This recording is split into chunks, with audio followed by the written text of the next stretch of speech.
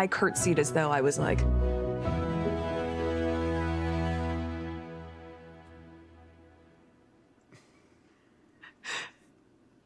pleasure to meet you, Your Majesty. Like, was that okay?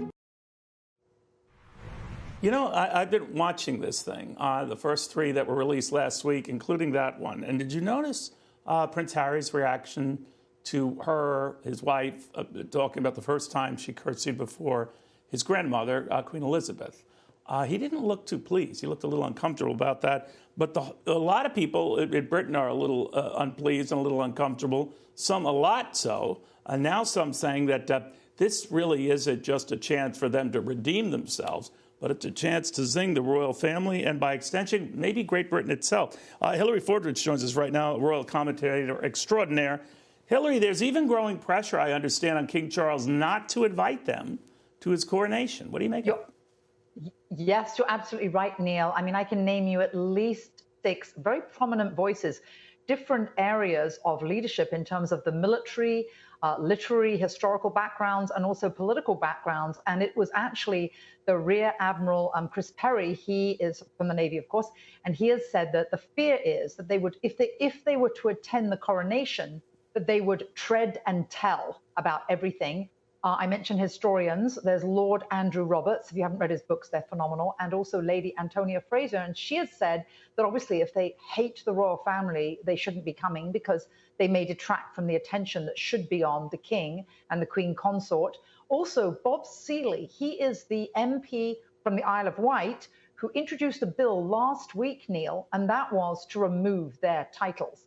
And this was the bill that also was used to remove the titles in the First World War of those that were pro-German. So it's a historical act that he's aimed to supplement from 1917. And then also the former leader of the Conservative Party, Ian Duncan Smith, and also David Mailer. So conservative leaders, military leaders, and historians, all saying the same thing, all urging the Queen.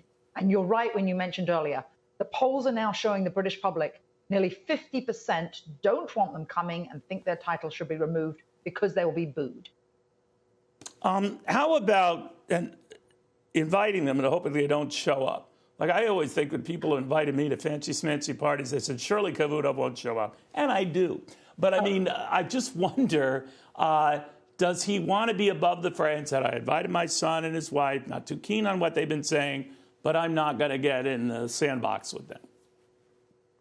I think there might be, Neil, a ruling somewhat like, remember the Queen did this rather diplomatically in terms of the former Queen, Queen Elizabeth II. She had no senior royals appearing on the balcony. It was only, in quotes, working royals. It may be only working royals, rather than, you're very right, not disinviting them, but there may be something that will be issued that will put them in a category.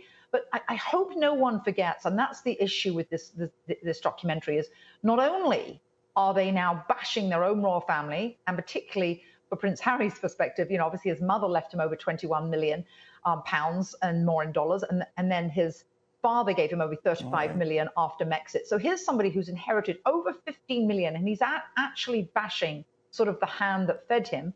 They've also, very importantly, disrespected the Queen, and I think this is the issue that is really crossing the line for distancing the Commonwealth and saying it's Empire 2.0, which it is not. So those would be the reasons. Okay. We shall see. We don't know. The next few episodes are up to Netflix this week. We'll see how far this goes, but awkward, to put it mildly. Hillary, thank you very, very much.